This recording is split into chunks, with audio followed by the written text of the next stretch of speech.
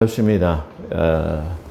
순천 국가정원 박람회가 이 마지막 말일날 아마 폐막식을 하는 모양입니다. 그래서 25일부터 말일까지 한 5일간 무료로 개방한답니다. 보통 입장료가 15,000원이고요. 초등학교 청소년들은 아마 8,000원씩 입장료를 받았는데요. 이 5일간 동안은 전부 무료로 이렇게 개방하고 그 다음에 폐막식을 한다고 합니다. 아직까지 가보지 못하신 분들, 그리고 또 제 동영상 설교를 들으신 분들도 시간이 나시면은 그 15,000원씩 받던 입장료를 무료로 제공한다고 하니까 참석하셔서 그 귀한 시간 나눴으면 좋겠습니다. 아주 저는 가보지는 않았지만 그 앞에 주차장 만들어 놓은 데 보면은 아주 꽃들을 얼마나 아주 수만 평 되는 데다가 많이 심어가지고 아주 보기가 너무 좋은 아주 모양새가 좋더라고요.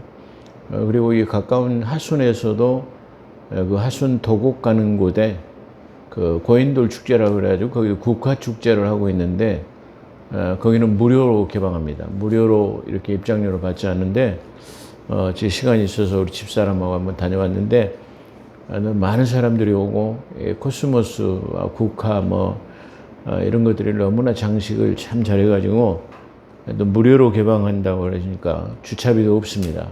참 제 마음에는 이런 지방자치제가 계속 생겼으면 좋겠다 그런 생각도 들고, 또 그 넓은 꽃밭을 관리하려면 관리비도 상당히 많이 들 텐데 그런 생각을 하면서 작은 금액이라도 관리비 정도로 입장료를 한 2,000원씩은 받아도 그렇게 크게 부담은 되지 않는 금액이기 때문에 그렇게 했으면 좋겠다라는 그런 생각을 한번 해봤습니다. 작년에도 그 하순에서 국화꽃 축제를 했었는데 그때도 가봤는데 그때도 무료더라고요. 그래서 하순군에서는 대단히 그런 일을 많이 하고 있고요. 전국 최초로 지방자치제에서 그 아파트 20평짜리 임대료를 1만 원에 그 하순에 가서 살면은 그 젊은 청년들은 아마 우선으로 하는가 봐요. 월 아파트 20평짜리를 임대 보증금 없이 월 10,000원, 10,000원이면 살 수 있도록 그렇게 지방 인구가 줄어가는 시대에서 아마 유치하기 위해서 그렇게 하는 모양입니다. 아주 좋은 그런 아이템이 아닌가 그렇게 한번 생각을 한번 해봤습니다. 자, 오늘은 데살로니가전서 3장 1절에서부터 13절에 있는 말씀 가지고 재림서신서 네 번째로 재림을 기다리는 자라고 말했습니다. 재림은 왜 중요하냐 그러면 우리의 구원의 완성이 이루어지기 때문이다 그렇게 말씀을 드렸는데요. 오늘은 그런 측면에서 재림을 기다리는 자로 은혜 받는 귀한 시간으로 축복합니다. 우리 한국교회와 한국교회를 이끄시는 주의 종들을 예수 그리스도 이름으로 축복합니다. 또 제 동영상 설교를 시청하시는 동역자 여러분 그리고 성도 여러분들을 주 예수 그리스도 이름으로 축복합니다. 재림 서신서로 분류되는 이 데살로니가 전후서는 그냥 교회 서신서의 13권 중에서 이 데살로니가 전후서 2권, 이 2권을 갖다가 재림 서신서로 분류된 이 데살로니가 전후서는 아주 독특한 특징이 있습니다. 이 독특한 특징은 그 모든 이 결론을 갖다가 강림이라고 하는 강림하심, 재림에 귀결하고 있다는 사실입니다. 그러니까 데살로니가 전서, 그 다음에 후서 이 두 권의 책을 전부 다 이 강림하심이라고 하는 재림에 포커스를 맞추고 있다. 거기다 전부 귀결을 시키고 있다. 그게 아주 특별한 특징이다. 그렇게 말할 수 있어요. 1장에서는 앞서에 제가 서론적 설교를 통해서 말씀드렸는데 1장에서는 인사말과 칭찬에서도 마지막 부분인 1장 10절이죠. 마지막 부분에서 강림하심으로 너희의 노하심을 건지실 것이라.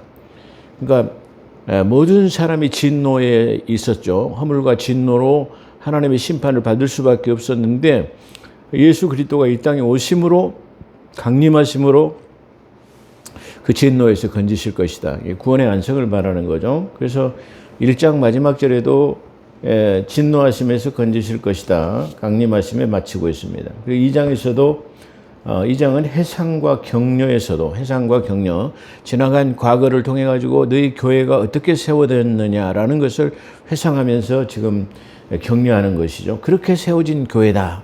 그렇게 말하면서 격려하는 내용에서도 19절 마지막 절에는 기쁨과 소망 그리고 자랑의 면류관이 강림하심으로 성취된다. 그렇죠. 그렇기 때문에 너희가 지금 이 교회가 그렇게 어렵게 세워졌지만 그렇게 세워진 가운데서 너희가 뭘 기다려야 되느냐? 그러면 주의 강림하심을 기다려가지고 자랑의 면류관을 받을 수 있다. 그렇게 강림하심으로 거기서도 마치고 있습니다. 그 다음에 3장 역시도 마지막 13절에서도 우리의 마음을 굳건히 지켜, 오늘 이 설교 주제죠. 마음을 굳건히 지켜 점도 없이 흠도 없이 강림하실 때까지 내가 지키길 원하노라. 그렇게 결론을 맺고 있습니다. 그러니까 우리가 정말로 주님 앞에 섰을 때는 점도 없이 흠도 없이 이렇게 떳떳하게 자랑스럽게 설 수 있는 그런 신앙이 돼야 되는데 너희가 믿음이 흔들리고 점 있고 흠이 있어가지고 주님이 오실 때 부끄러워한다면 되겠느냐 말이야. 그걸 말하면서도 여기서 너희가 우리 주님 오실 때 이 시련과 환난과 고난의 역경을 다 이겨버리고 굳건하게 그걸 지키고 있었을 때 주님 오시면 칭찬을 받을 것이다. 그래서 오늘 또 그때 그리고 오시게 되면 흠없이 너희가 지키기를 원하노라. 이 13절 마지막 전에 여기서도 그 강림하심 재림의 포커스를 마치고 있습니다. 또 4장 역시도 4장은 아직 다음 주에 설교하겠죠. 4장에 보면 이 데살로니가 전후서의 하이라이트라고 하는 포커스는 이 4장에 아주 집중적으로 들어있다. 그렇게 말할 수 있어요. 그러니까 거기는 실제적으로 천사장과 호령과 나팔 소리로 친히 하나님의 강림하심이 아주 생생하게 리얼리티하게 나타나고 있는 부분이 바로 이 데살로니가 전서 4장에 있기 때문에 그렇게 말씀드릴 수 있는데요. 이 4장에서도 역시 강림하심이 2번 들어있는데요. 15절과 16절에 보면 강림하실 때 죽은 자도 살 것이요 그리고 살아있는 우리도 공중 들림 될 것이다. 그러니까 하나님께서 뭐라고 지금 강림하실 때 죽은 자도 살 것이요 그러면 지금까지 인류 역사에 예수 그리스도를 믿어서 지금 낙원이라고 하는 하나님의 나라에 있다가 그 사람은 지금 잠자는 자로 표현하고 있습니다. 낙원에 있는 사람들. 근데 그 사람들도 우리 주님의 강림하실 때 함께 내려와요. 그 사람 잠자는 자들이 먼저 일어날 순서를 말하죠. 잠자는 자들이 먼저 부활해가지고 주님 강림하실 때 둘째 하늘 공중 재림하실 때에 나타나게 될 것이고 먼저 오게 될 것이고 그 다음에 우리는 지상에 있는 우리도 살아있는 자들로 공중에 끌어올라가서 여기 그 둘째 하늘이라고 하는 들판이라고 하는 그곳에서 영접하고 만나게 될 것이다. 그걸 지금 4장 15절과 16절에서도 그렇게 표현하고 있습니다. 죽은 자도 살 것이요 살아있는 자도 우리도 공중으로 들어올랄 것이다. 이렇게 거기에도 지금 이 포커스를 주님의 재림, 강림하심에 맞추고 있다. 그렇게 말할 수 있어요. 그 다음에 5장 23절에 영과 혼과 육이 그러죠. 성경에서 딱 영과 혼과 육이 3분사를 딱 증거하고 있는 이 장절은 이 데살로니가 전서 5장 23절인데요. 이때도 영과 혼과 몸이 완전하게 이게 쉽게 말하면 부활할 수 있는 것. 그것이 바로 영과 혼과 육이 안전한 것으로 부활을 하실 때는 주님의 강림하심이 있어질 때 그때 흠없이 그렇게 변화를 받아가지고 영원토록 너희가 영원이라고 하는 것은 무한의 세계를 말하는 거죠.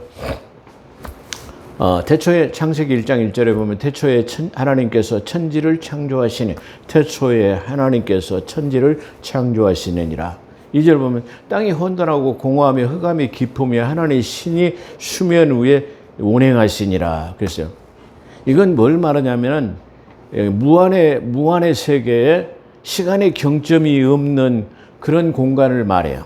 그러니까 빛이 있으라 하나님께서 흑암을 지게 어둠과 빛으로 나누시고 빛이 있으라 말하신다라는 것은 바로 이제 무한대의 시간의 흐름이 경점이 없는 영혼 세계에서 하나님께서 빛이 있으라는 말은 시간의 시작의 경점을 알리는 거야. 그러니까 이 말은 다른 말로 하면은 저 무한대한 무한의 세계에서 경점, 아무것도 없는 그 무한의 세계에서 이 인간의 세계의 시간의 경점 안에 인간의 세계에서 오셨다라는 그런 의미예요. 그렇기 때문에 그 하나님께서 이 천지창조라고 하는 이 천지창조가 이루기 이전에는 그 무한의 세계, 시간의 흐름이 없는 이 쉽게 말해 고요 자체, 기품만이 있는 그런 것 자체를 말하는 거예요. 근데 그걸 정존하시고 빛이 있으라는 말은 시간의 시작을 통해서 저 창조주이신 영혼 세계에서 계신 하나님이 무한한 세계에 인간의 세계에 들어오셔서 시간의 시작이 시작되었다라는 것을 말하고 있어요. 그렇기 때문에 여기서 영원히 보존된다라는 말은 그렇게 시간의 경점이 멈춰버린 것 같은 무한대한 이 개념, 시간의 개념이 없는 그런 영혼 세계로 들어가는 것을 영혼이라고 말해요.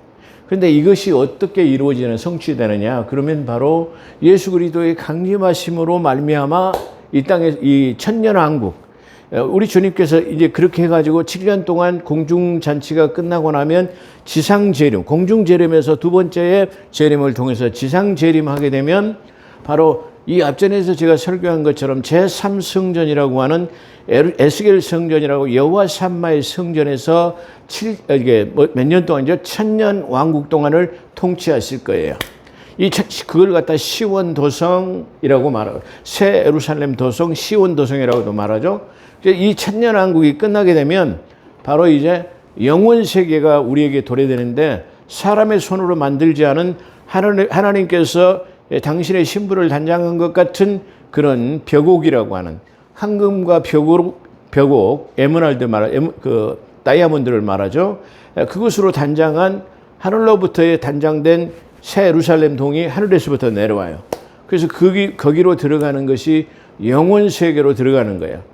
그러니까 1차적으로 이루어지는 천년왕국은 천년 동안이라고 하는 시간의 경점을 가지고 있지만 이 천년왕국이 끝나고 영원 세계로 들어가는 새 예루살렘, 하늘에서 내려온 그 예루살렘 도성으로 들어가는 벽옥 같은 그 성으로 들어가는 것, 그때의 영원 세계로 들어가는 것을 말합니다.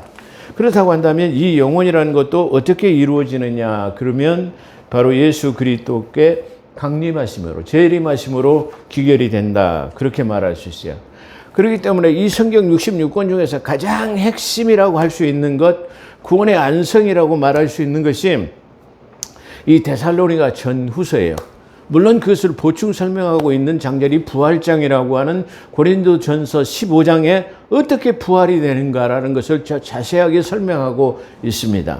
그런 측면에서 이 데살로니가 전서는 아주 귀중한 책이고요. 또 이 지금 시대에 다시 말해 인류의 6천년이 끝나가는 다시 말하면 비포 크라이스트 4천년, 아노 도미니 2천년, 도합 6천년의 인류의 역사를 본다고 한다면 지금 인류의 역사의 끝자락이라고 하는 마지막 절벽에 지금 놓여 있어요. 그렇기 때문에 지금은 우리가 필연적으로 공중재림이라고 하는 주님의 다시 오시는 강림을 기다리지 않으면 우리의 신앙과 믿음은 헛것이라고 지난번에 말했지만 우리가 예수 그리스도의 십자가의 도래를 통해 가지고 초림하심을 통해 가지고 십자가의 보혈을 통해서 우리가 죄의 문제를 해결받았다고 한다면 이제 영혼 세계로 들어가기 위해서는 뭘 바라야 되느냐? 바라는 자에게 두 번째 강림하시리라. 히브리서 9장 28절에 말하는 것처럼 그 뒤에는 심판이 있을 것이다. 그렇게 말했죠. 그런 것처럼 이 주님께서는 어떤 자에게 강림하시느냐, 어떤 자에게 도래가 임하시느냐, 그러면은 그를 바라는 자의 죄와 상관이 없이 그를 바라는 자에게 나타나실 것이다라고 그렇게 정의하고 있어요. 그렇기 때문에 히브리서 9장 28절과 이 데살로니가 전서는 이 성경 중에서의 아주 핵심 중에 핵심이다. 그렇게 말할 수 있어요. 왜 그러냐면 구원이라는 것을 말할 때는 이 두 장절을 빼놓고 이 데살로니가 전서의 강림하심과 히브리서 9장 28절에 다시 오심을 기다리는 자에게 주어지는 것은 아주 구원의 완성을 이루는 것이기 때문에 이게 아주 중요한 거예요. 이건 마치 쉽게 말하면 활용점점이라고 하는 그 어떤 고사성어를 본다고 한다면 그렇잖아요. 아주 멋있는 용의 그림을 그려놨어요. 근데 마지막에 뭐를 그리지 않으면 그 눈을 그리지 않았어요.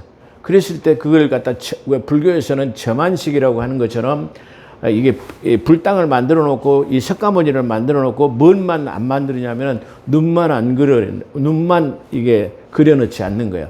봉안식이라고 하는 것은 그때 눈을 그려갖고 이제 그리는 그 의식을 봉안식이라고 하죠. 그런 것처럼 활용정점이라고 하는 것은 아주 멋있는 그림을, 용의 그림을 그렸는데 거기다 뭘 그리지 않아 마지막에 눈에다가 눈을 그리지 않아요. 눈을 그렸을 때 살아 움직이는 것 같은 그런 뜻으로 표현했을 때 활용점점, 아주 최고의 극치를 말하는 것이죠. 그런 것처럼 마치 우리의 신앙의 모든 밑그림을 그렸다고 한다면 마지막에 예수 그리스도 오시는 것은 그 활용점정이라고 하는 거기에다 눈을 그려놔가지고 그 생물체, 그 그림이 완성되는 것을 말하는 것입니다. 그렇기 때문에 우리의 구원의 완성은 바로 어떻게 이루어지느냐? 예수 그리스도의 도래로 이루어질 수 있다. 그렇게 말할 수 있습니다. 자, 서론적인 것은 여기까지 마치고요. 이번 시간에는 현대를 살아가는 그리스도인들이 자칫 자기도 모르는 사이. 그렇죠. 우리가 진리를 알지니 진리가 너희를 자유케 하리라. 그렇게 말했어요. 그런데 우리가 너희가 하나님을 알지 못해서 망하는 도다라고 호세아서에서는 말하고 있죠. 호세아서 4장 6절이죠. 거기 6절인가요? 거기서 그렇게 말하고 있는데 우리가 하나님을 알지 못해서 망해가는 수가 많아요. 그렇잖아요. 그러니까 우리가 하나님을 알지 못하기 때문에 이게 무언 중에 무시로 다시 말하면 이게 죄를 범할 수 있어요. 그럼 알지 못해서 죄를 범했다고 그게 무마되나요? 아닙니다. 알지 못한 것도 이게 죄가 될 수밖에 없습니다. 그래서 이번 시간에는 그리스도는 나도 모르는 사이에 자칫 우를 범하기 쉬운 것, 모르는 사이에 우를 범하기 쉬운 것에 대해서 한번 생각해 보면 그건 이렇습니다라는 것으로 그런 말씀으로 정리하고 이게 넘어가도록 하겠습니다. 자, 첫 번째로는 요즘 드라마상이나 그 유튜브에 보면은 뭐 조폭들이나 아니면 여자들이 팔에나 아니면은 특정 부위에다가 문신, 타투를 새겨가지고 이 자랑스럽게 막 심지어는 얼굴에까지 팔을 드러내놓고 여자들도 어떤 사람들은 반팔을 입지 않고 어깨까지만 이게 전부 문신을 해요. 타투라고 그러는 거죠. 문신을 하고 이렇게 해서 마치 그냥 그 긴 팔을 입은 것 같은 착각을 하게 하는 그런 내용들을 많이 봐요. 한때는 이 문신을 하게 되면 그 군대를 입대하기 위해서 그 신체 검사를 했을 때 이 문신을 하게 되면 군대에서 받아주지를 않아요. 왜 그러냐면 혐오감을 느끼게 하기 때문에 그 문신한 사람은 군대를 가지 않아요. 그래서 그 전에는 군대를 기피할 목적으로 일부러 몸에다 문신을 해요. 근데 지금은 이게 아주 자랑스럽게 남에게 위협감을 주기 위해서 이 조폭들이나 죄송합니다. 그 이상한 그런 조직에 있는 사람들이나 아니면 여자들이 특정 부위에다가 꽃을 그리거나 나비를 그려가지고 그걸 자랑스럽게 이 드라마성에 나오는 걸 보고 제가 참 놀랐어요.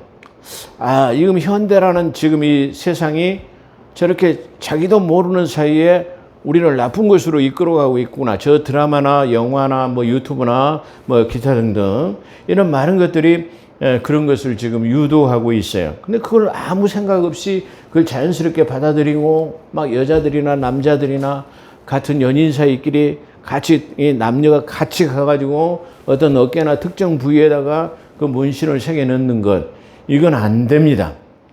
레위기서 19장 28절에 보면 하나님께서는 문신이나 점을 찍어 넣는 것이라든가 이 타투라든가 이런 것들을 하면 안 된다라고 성경에서는 규정하고 있습니다. 요즘에는 어떤 사람들이 그 문신을 했다가 이제 자기가 그 잘못된 것을 깨닫고 나중에 그걸 갖다가 없애려고 한다면은 그 엄청난 많은 돈을 들일 뿐만 아니라 그 레이저로 그걸 지져가지고 없애려면은 얼마나 많은 고통을 드려야 하는 것을 우리가 이 드라마상에서도 그리고 뉴스에서도 볼 수 있습니다. 왜냐하면 특히 그 조폭영화나 문신을 통해서 군 입대를 기피하기 위한 도구가 되어서는 안 됩니다. 그리고 여자들도 특정 부위에 새기는 것도 이것도 하나님께서 싫어하시는 것이다. 그런 말이죠. 예. 자, 두 번째로는 이 귀걸이라고. 이건 뭐 제가 이게 우려하는 마음. 다시 말해 믿음의 사람들이 좀 깊이 했으면 좋겠다라는 그런 측면으로 제가 말씀드리는 것이기 때문에 너무 심각하게 받아들이지는 않았으면 좋겠다. 그런 생각도 한번 해봤습니다. 자, 이 귀걸이는 신명기 15장 17절에 그리고 출애굽기 21장 6절에 귀걸이를 하면 안 된다라고 그렇게 표현하고 있습니다. 왜 그러냐면은 자, 어떤 사람이 종으로 팔려갔어요. 이 종으로 팔려갔을 때는 병이 들어서 빚을 많이 얻었거나 아니면 빚을 많이 갖다 썼거나 뭐 특정 문제들 때문에 자기가 종으로 팔려갔을 경우를 말해요. 근데 이 종으로 팔려갔을 때도 6년 동안은 그 주인의 상전을 위해서 열심히 일을 해야 됩니다. 근데 성경에서는 제7년이라고 하는 면제년이라는 곳에는 이게 자기 집에 있는 모든 종을 7년 동안 6년 동안 일해가지고 7년이 되는 해는 면제년을 해갖고 자동으로 다 방면을 해야 돼요. 근데 이게 남자가 예를 들어 종으로 그 집에 팔려갔어요.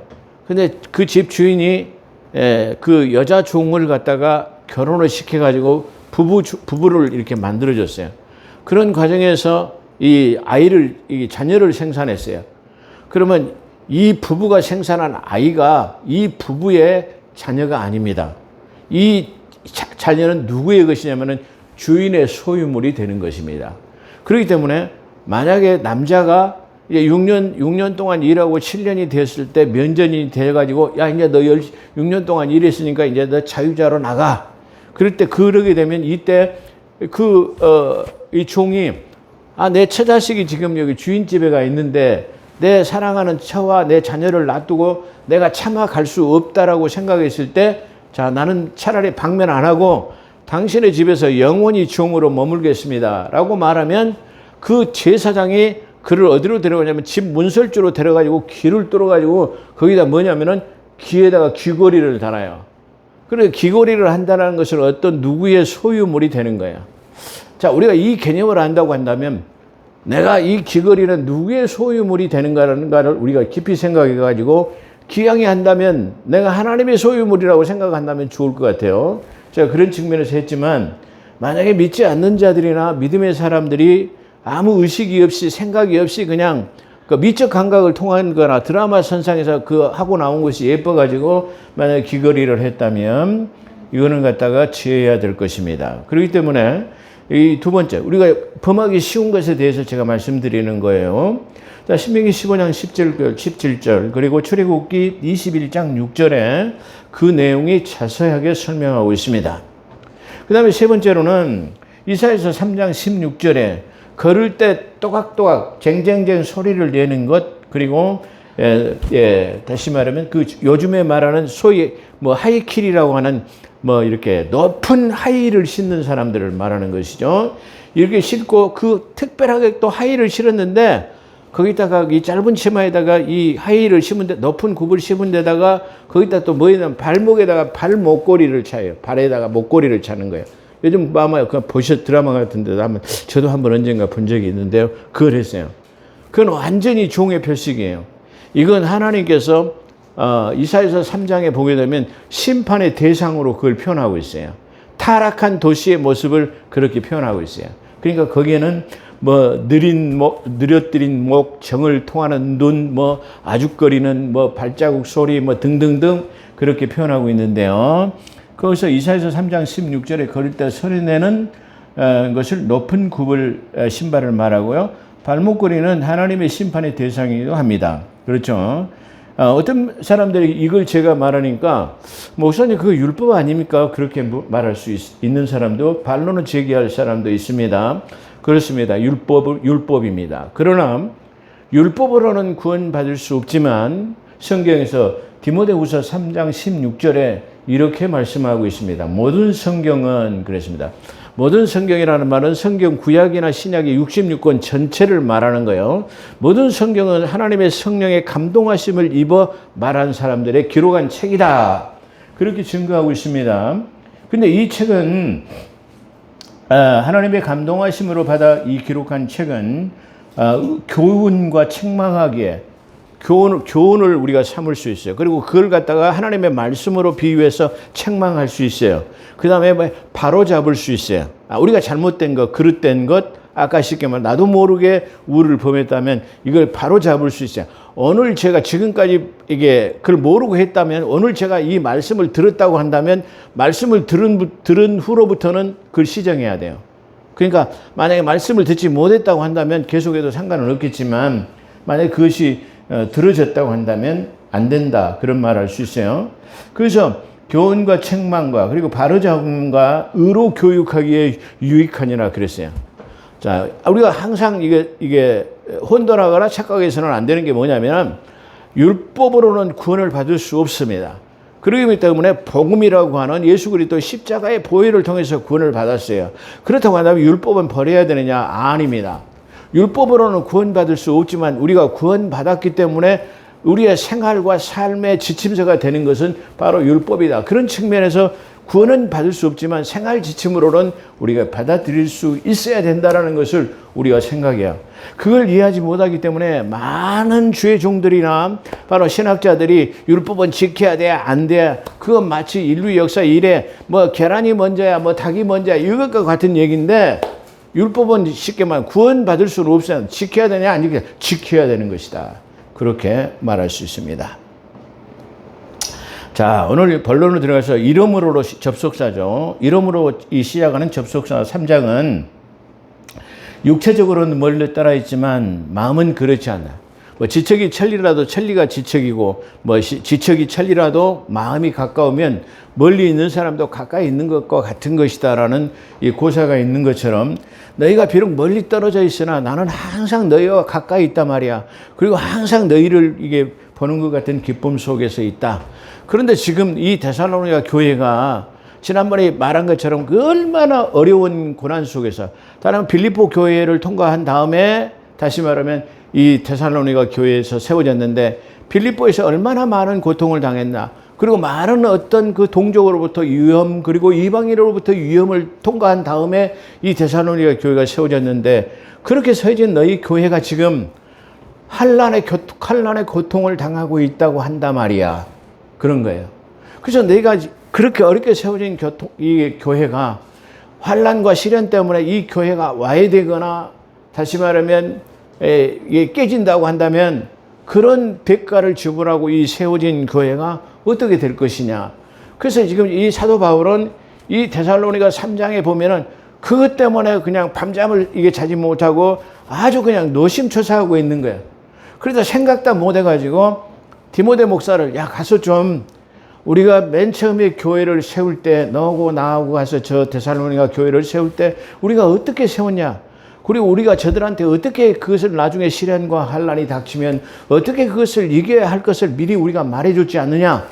그렇다고 한다면 저들이 우리가 말한 대로 그걸 지키고 이게 잘하고 있는지 그리고 이게 지금 낙심하고 있다고 한다면 위로와 격려를 통해 가지고 저들이 믿음에서 떨어지지 않도록 믿음에서 내려가지 않도록 네가 격려하고 위로하고 좀 저들의 상황을 나에게 좀 보고해달라. 그렇게 지금 말하고 있어요. 그래서 내가 그걸 참다 못해서 너희들이 그냥 너무 걱정이 되고 근심이 돼가지고 디모데를 보내가지고 디모데 목사를 통해서 다시 말해 너를 굳건히 서 있으라고 격려하고 위로하기 위해서 디모데 목사를 보냈는데 그렇게 디모데 목사가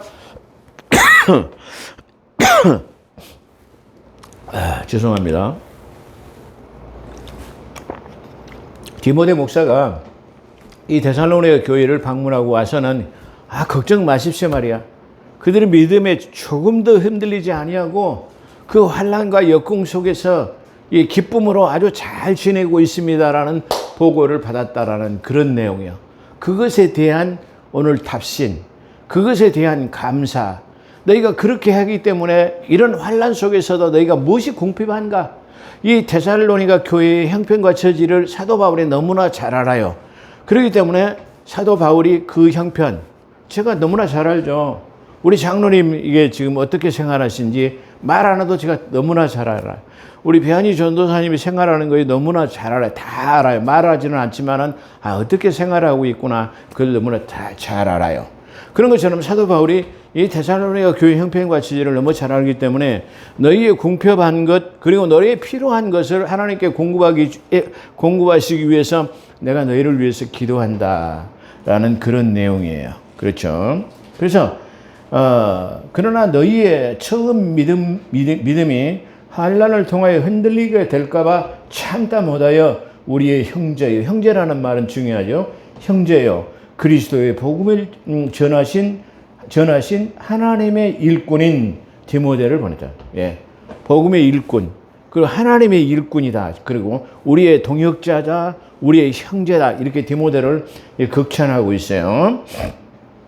그래서 교회 안에서도 우리가 항상 남자들끼리 형제여, 여자분들한테 자매여 이렇게 쉽게 말하면 표현하죠. 그래서 형제여 그리스도의 복음을 전하실 하나님의 일꾼인 디모데를 보내 제가 이 서두에 설명했죠. 디모데를 보내 너희의 믿음을 굳건하게 하고 너희의 믿음을 위로하기 위해서 디모데를 보냈는데 그것 또한 우리가 너희로 함께 있을 때 말했던 것.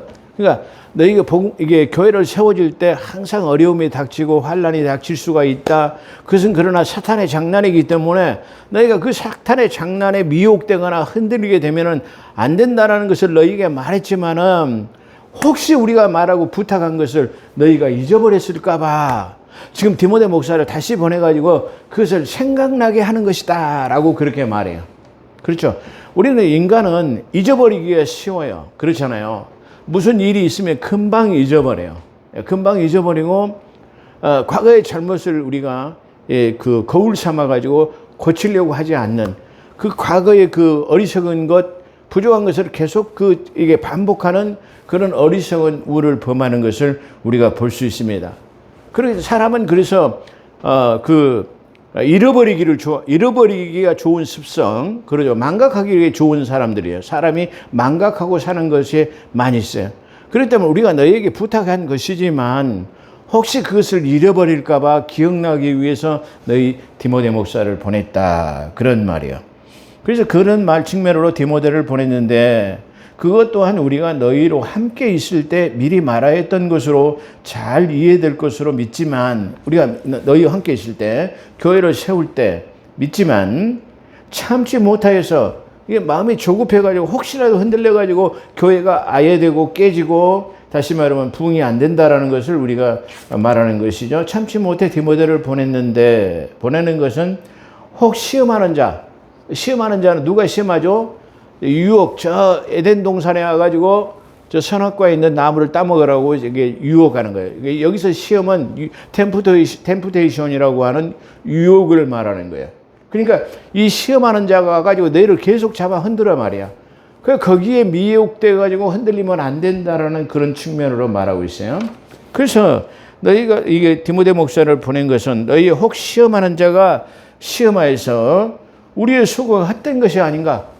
우리가 그렇게 어렵게 다시 말해 너희를 위해서 너희에게 폐를 끼치지 않기 위해서는 우리가 밤낮으로 수고하고 노력하게 가지고 자비랑으로 너희가 그 교회가 세워졌단 말이야. 막 건축 헌금을 하라, 뭐 11조를 많이 해라, 뭐를 많이 해라, 막 이렇게 선 것이 아니고 이 교회를 세우기 위해서 하나도 성도들에게는 부담을 주지 아니하고 우리가 그것을 우리가 쓸 것을 자비랑으로 하기 위해서 밤낮으로 일해 가지고 너희가 교회를 그렇게 세워졌단 말이야.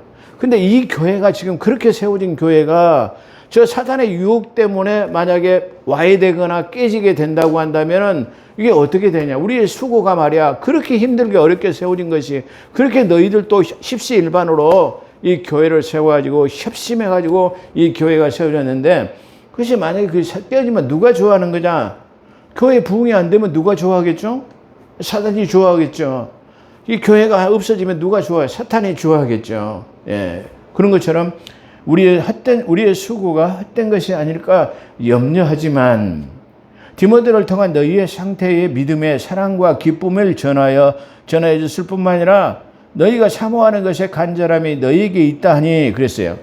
그러니까 이 바울과 지금 디모데는 데살로니가 교회 성도들이 얼마나 이 믿음 가운데 행하고 그 믿음이 이 빌립보와 아가야 지방의 모든 그 사랑과 선행이 다 이게 전해져 가지고 모든 믿음의 사람들이 귀감이 되었어요. 그렇죠.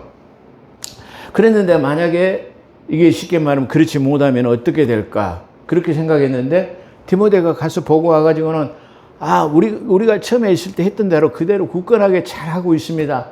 이 어려움이 닥쳤는데도 조금도 흔들리지 아니하고 사랑을 전하고 있을 뿐만 아니라 우리가 저들을 만나고자 하고 만나고 싶어 하고 간절히 사모하는 것처럼 저들도 우리를 간절히 만나고자 사모하는 그런 믿음을 가지고 있습니다. 라고 하는 보고다 그런 말이에요.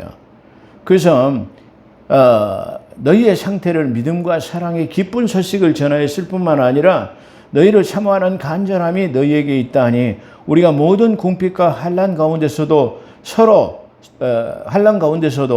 너희의 믿음으로 위로를 받았노라. 그러니까 지금 이 사도 바울 역시 지금 현재 그 아데네라고 하는 그곳에서 지금 있지만 거기서도 엄청난 시련과 고난을 겪고 있지만 이 지금 데살로니가 교회의 형편과 쉽게 말하는 그 어려움을 극복하는 그런 기쁨을 이게 접하고 보니까 지금 내가 닥쳐 있는, 지금 내가 겪고 있는 이 고난과 시련이 오히려 그 위로를 받아요. 그래. 저 성도들이 어려운 가운데서도 저렇게 참 믿음이 흔들리지 않고 열심으로 잘하는데 내가 이 선교사라고 하고 내가 사도라는 사람이 이런 것쯤이야 이기지 못하면 내가 우리 성도들 보기에 부끄럽지 않나? 그런 말이에요. 그러니까 적어도 주의 종이라면 그런 믿음과 신앙을 가지고 있어야죠. 그래서 성경은 사도 바울도 역시 말하면 믿는 자에게 본이 되라. 베드로도 말해요. 너희 양무리의 본이 되라. 그렇게 말해요. 그러니까 항상 주의 종은 양무리의 본이 되는 그런 행동을 통해야 돼요. 본인은 지키지 않으면서 이 성도들에게 강요하는 것은 이율배반이잖아요. 그런 것처럼 이게 해라 말할 것이 없이 먼저 솔선수범으로서 먼저 그걸 갖다가 본이 된다고 한다면 그 교회는 자동적으로 부흥되지 않겠느냐. 믿음의 본을 받으려고 하지 않겠느냐. 그렇게 말할 수 있을 것입니다. 그렇죠? 그래서 모든 궁핍과 환난 가운데서 너희의 믿음으로 오히려 우리가 위로를 받는. 너희가 근심 걱정해서 디모데를 보냈는데 디모데가 와서 보고하는 내용에 보니까 우리가 그냥 괜한 걱정을 했구나. 하나의 기후에서 나온 것이었구나. 라는 것으로 오히려 지금 위로를 그 성도들 때문에 위로를 받았다라고 지금 말합니다. 그러므로 너희가 주 안에서 굳게 섰다 하니 할렐루야. 우리 모든 사람들이 우리는 신앙이 너무 나약한 그런 상태가 너무나 많아요. 그렇잖아요. 저 역시도 마찬가지예요. 조금 몸이 안 좋으면은 쉽게 말하면 그 믿음에서 떨어지려고 물질이 조금 부족하고 궁핍을 당하게 되면은 이렇게 하나님의 성령의 역사가 없는 것인가, 내 믿음이 적어서 그런 게 아닌가, 이렇게 늘 근심하게 되는 거예요. 그것은 우리가 주 안에서 굳게 섰다 할 수 없어요. 하나님은 승리하게 하시는 하나님이십니다. 하나님은 반드시 치료하시는 하나님이십니다. 반드시 하나님께서는 우리를 젖과 꿀이 흐르는 가나안 땅 푸른 초장 쉴만한 물가로 인도하실 수 있는 그런 분이다 라는 것을 우리가 굳건히 믿고 흔들리지 않으면 그 믿음대로 될지니라. 할렐루야. 그것이 우리 신앙이다. 그렇게 말할 수 있어요. 그래서 너희가 주 안에서 굳게 섰다 하니 우리가 이제 살았다. 우리가 살리라. 이제 그래 내가 근심 걱정해서 그렇구나. 이제 그런 말이에요. 이제 우리가 좀 살았다. 근심 걱정 때문에 말이야. 내가 참 밤잠을 이루지 못했는데 이제 안심이 된단 말이야. 그런 뜻이에요. 그래 잘됐다. 그래 대단해. 정말로 잘했어. 그런 칭찬의 격려의 말이에요. 그래서 이 말은 우리가 너희가 주 안에서 굳게 섰다니 우리가 이제 살리라. 이제 안심이 됐단 말이야. 그래 그러면 그렇지. 우리가 어떻게 해서 너희가 교회가 세워졌느냐 말이야. 그런 조그만 일들 때문에 흔들리고 믿음이 흔들리고 바로 그렇게 되면 안 되지 라고 하는 그 안도의 한숨을 쉬는 그런 내용이다. 그렇게 말해요. 그래 참 잘했어. 참 대단해. 그런 격려의 말이 그 속에 들어있다. 그런 말이에요. 우리 교회도 역시 마찬가지입니다. 우리의 신앙도 마찬가지입니다. 하나님이 보실 때 그래 참 대단해. 잘했어. 그렇게 위로와 격려가 우리 하나님이 우리를 보실 때 어떻게 보실까 하는 신앙과 믿음이 항상 우리가 있어야 돼요. 내가 하나님 앞에 나는 이 일을 할 때 나는 지금 믿음 있는 행동을 하는가? 나는 믿음의 그 위치에 서 있는가? 흔들리지 않고 있는가? 굳건히 서 있는가? 나는 예배자로 나갈 때 항상 흠이 없이 점 없이 하나님 앞에 나갈 수 있는가를 한번 생각해 보게 하는 그런 대목이다. 그렇게 말할 수 있어요. 그래, 잘했어. 내가 그렇게 될 줄 알았어. 내가 우연한 걱정을 했어. 그런 뜻이에요. 그러므로 우리가 하나님 앞에 감사의 기도로 그래 하나님께 보답할 뿐이야. 하나님의 은혜에 갚을 길이 없어요. 내가 하는 것은 다 걱정이에요. 우리가 하는 걱정은 이루어질 수 있는 확률은 뭐 0.00 몇 프로도 안 돼요. 그건 하나의 기우요 걱정일 뿐이에요. 그렇죠? 그런 것처럼 우리는 그런 뜻에서 지금 오히려 하나님께 감사한다라고 지금 말하고 있어요. 그러면서 하나님의 그런 은혜에 어떻게 보답할 것인가, 그걸 오히려 지금 사도 바울은 이야기하고 있습니다. 또 우리가 간구하는 것은, 그래, 우리가 너희를 위해서 간구하는 것은 너희의 보충할 것을, 부족한 것을 보충하기 위한 것, 우리가 너희의 얼굴 보기를 위한 길을 열어주시기를 기도한다 말이야. 자, 아까 서두에 말한 것처럼 이 지금 데살로니가의 형편과 처지를 누가 사도 바울은 너무나 잘 알고 있어요. 어떻게 해서 저 가정이 구원을 받았는가? 이 사람은 어떻게 구원을 받았는가? 이 어려운 형편과 처지에서 말이요. 그러죠. 어떻게 그들이 믿음에 서기까지, 교회가 세워지기까지의 모든 것을 너무나 잘 알고 있기 때문에 각자의 부족한 것을 충족하기 위해서 하나님께 기도한다. 그런 말이야. 그러죠. 그러니까 주의 종의 이 덕목 중에서 하나는 말이야. 각 성도들의 한 사람 한 사람을 살펴가지고 그들의 형편과 처지를 위해서 기도해야 돼요. 그러잖아요. 우리가 말은 하지 않아도 우리 김하식 성도님의 건강에 대해서도 우리 배한희 전도사가 늘 걱정을 해요. 그렇기 때문에 우리의 관심도 역시 항상 김하식 성도님이 저걸 잘 이겨냈으면 좋겠다. 예배자로서 빠지지 않고 잘 나오시면 그게 이제 성공할 것이다. 지금까지 인생을 쭉 살아오면서 하나님 없이 살았다고 한다면 이제 정말로 하나님을 알고 이게 이 하나님을 알아가는 이 과정 속에서 흔들리지 않는 믿음을 통해 가지고 제가 치유받고 모든 문제가 해결이 되고 자녀가 잘 되고 할렐루야. 그런 믿음이 되었으면 좋겠다라고 늘 우리 집사람하고 저하고 기도하고 걱정해요. 그런 것처럼, 그리고 어떻게 저 신앙과 믿음이 섰으면 좋겠을까? 우리 집사람이 지난번에 아프다 하니까 병원 신방을 갑시다. 아니, 좀 더 우리가 기다려보지. 저런 거 가지고 다시 말하면 넘어지면 안 돼. 본인이 일어설 수 있도록 한번 우리가 기다려보지. 이런 것까지도 늘 기도해요. 그렇기 때문에 주의 종은 항상 그 사람의 형편과 처지를 위해서 항상 기도해 줄 수 있는 교회가 필요해요. 그런 성도들을 위해서 기도하는 목회자가 필요합니다.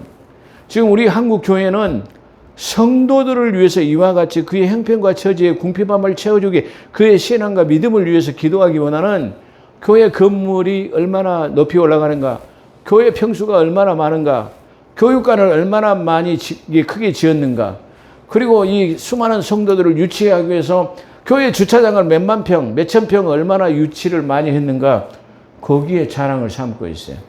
그건 절대로 주의 종이 필요한 덕목이 아니다. 그렇게 말할 수 있어요. 자, 어떻게 보면은 주의 종들이 제 이 동영상 설교를 보면 저 무슨 소리 하는 거야? 그렇게 저를 비난할지 모르겠습니다만은 저는 그런 비난은 받아도 좋습니다. 하나님의 측면에서 제가 하나님의 편에서 서서 말한다면 그렇게 말할 수밖에 없습니다. 그래서 너희의 부족한 것을 보충하기 위한 것과 우리가 너희의 얼굴 보기를 위해서 길을 열어. 빨리 만나서 말이야. 그러잖아요.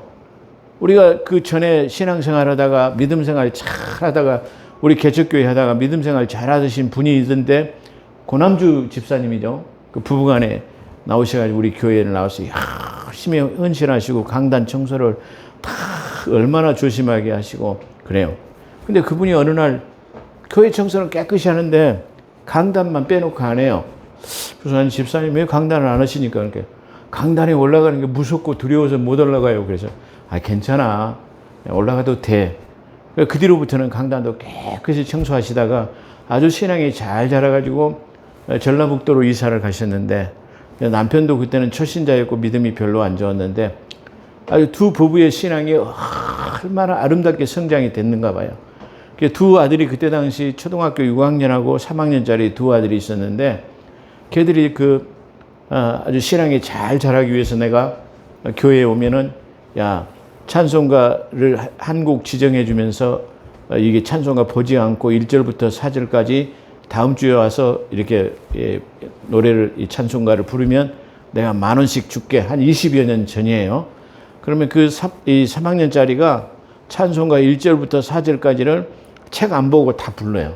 도시 하나 안 드리고. 그러면 10,000원씩 줘요. 그 다음에는 그 6학년짜리 형이 목사님 나도 할게요. 그래, 그래 너도 해.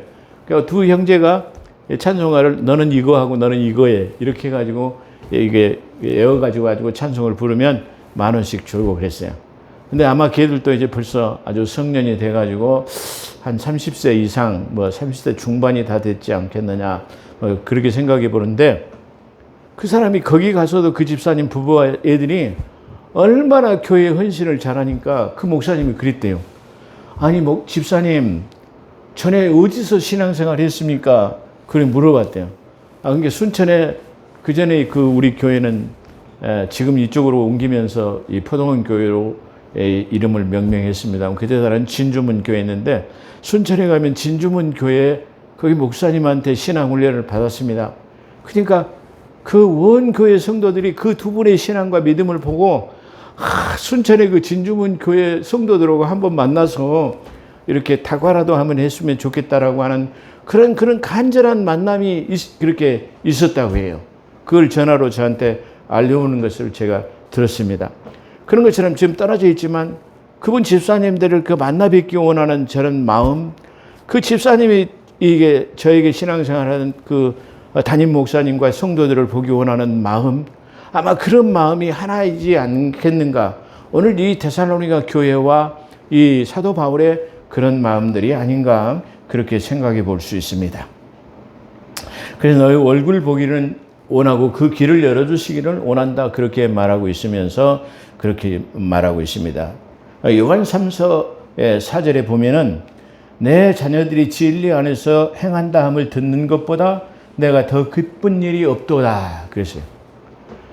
주의 종들이 목회자가 제일 기쁜 것이 말한 것처럼 아까 우리 교회 다니다가 전라북도에 가서 그렇게 신앙생활 잘하니까 칭찬을 받고 우리 교회를 사모하고 만나기를 원하고 또 우리 교회에서 있다가 그 집사님 부부가 먼 거리 때문에 이사를 가셨는데 거기 교회에서 장로가 되고 그 교회에서 전도사가 되고 그랬는데 그분들이 항상 우리 교회를 사모하고 우리 교회에서 신앙생활 하겠대. 그것이 그 모토의 기본이 돼가지고 항상 그의 은혜를 생각하면서 거기서도 열심히 이제 장로님이 되시고 찬양 봉사도 하고 전도사로서 헌신하는데 항상 우리 교회를 사모한다고 그래요.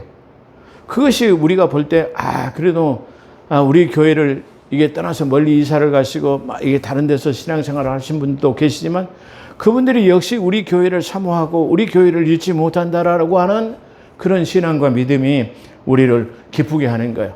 그러니까 무엇보다도 지금 이 요한 3서의 요한 사도가 말한 것처럼 너희가 진리 안에서 행한담을 듣는 것이 내가 어떤 것보다도 내가 기쁘다 말이야.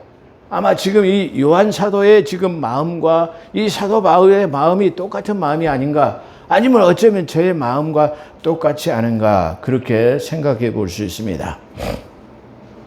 또한 우리가 너희를 이렇게 사랑함과 같이 우리가 너희를 얼마나 사랑해. 이렇게 지금 이게 목말라하고 간절함으로 너희를 사랑한다. 그냥 너희도 피차간에 이렇게 우리를 사랑한다고 하니, 그리고 그렇게 한다고 하니 우리보다는 내가 너희를 사랑한 것처럼 너희도 피차간에 서로를 사랑하고, 요한 사도가 말한 것도 그러잖아. 서로 사랑하라. 그렇죠? 그런 것처럼 너희가 피차간에 사랑하고 그 사랑을 너희들에게만 국한시키지 말고 주변에 많은 믿지 않은 사람들에게 확산시켜가지고 그 사랑을 나눠줘라 말이야. 지금 위로와 격려가 있어요.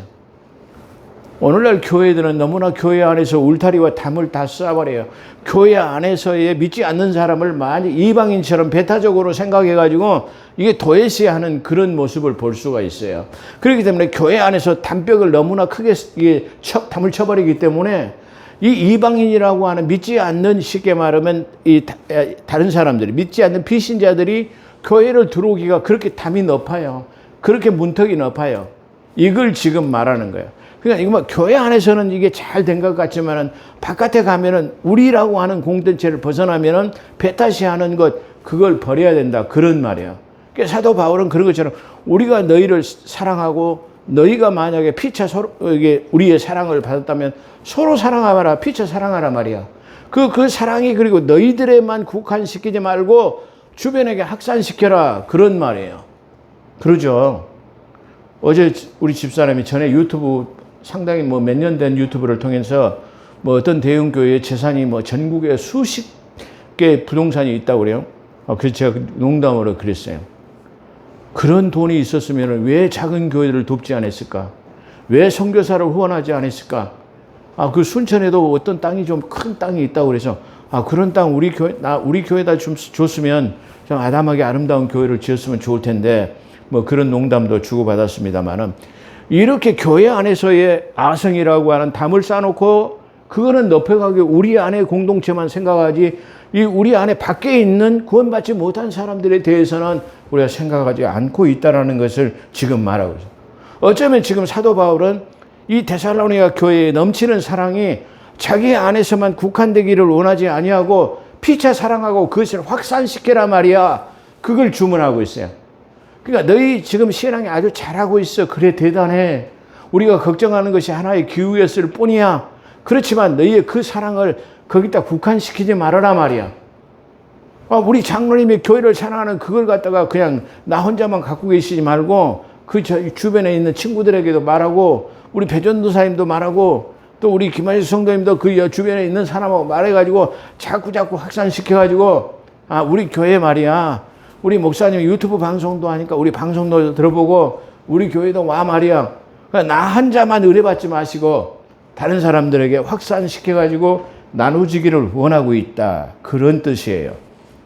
그래서 우리가 너희를 이렇게 사랑한 것 같이 너희도 피차간에 모든 사람에 대해 교회 안에서 그 담을 허물란 말이야. 그래서 그 교회 밖에까지 나가야 된단 말이야. 그래서 모든 사람들에 대해 사랑이 넘치게 하사, 넘치게 해라 말이야. 너희의 믿음이 굳건하게 될 때 그 흔들리지 않는 믿음이 주 예수 그리스도의 성도와 함께 모든 성도, 아까 서두에 말한 거 잠자는 자가 먼저 일어나고 그 다음에 우리 땅에 있는 살아있는 자들도 공중으로 끌어올려 주님을 영접하게 될 것이다. 그걸 말하죠. 그러면서 잠자는 자 성도와 함께, 모든 성도와 함께, 낙원에 있는 자와 함께라는 뜻이죠. 강림하실 때 흠없이 드러나기를 원하노라. 할렐루야. 여기서도 지금 뭐에 초점이 아까 서두에 말한 것처럼 하나님의 강림하심, 재림에다 포커스를 맞추고 있단 말이야. 그러니까 어떻게 보면 이 데살로니가 교회는 어떤 측면에서도 아주 잘하고 있어요. 그런데 오늘 이 말씀 속에서 드러나고 있는 이 데살로니가 전서의 흠은 교회 안에서 사랑이 넘치고 든든히 섰고 말이야, 환난을 이겨내고 그런 신앙은 있어요. 근데 뭐요? 전도하지 않는단 말이야. 다시 말해 피차의 사랑을 갖다 전하지 않는다라는 말이야. 그게 하나로 단점으로 드러나고 있어요. 이거 어떻게 보면 우리 한국 교회에 지금 아성을 허물라는 그런 메시지가 아닌가. 마지막 시대를 살아가는 오늘날 교회 시대에 교회들에게 하는 말씀이 아닌가. 그렇게 생각해 볼 수가 있을 것입니다. 기도하겠습니다. 거룩하시고 자비로우신 하나님, 오늘 또 재림서신서 하나님 네 번째로 큰 은혜를 받았습니다. 앞으로 4장과 5장을 강해할 때도 성령 하나님께서 조명하사 부족한 종을 도구로 삼아주시고 아버지의 의도를 증거할 수 있는 그런 복된 삶으로 함께하여 주시옵소서. 오늘도 함께하신 것 감사하며 우리 우주 예수 그리스도 이름으로 감사하기도 드리옵나이다. 아멘.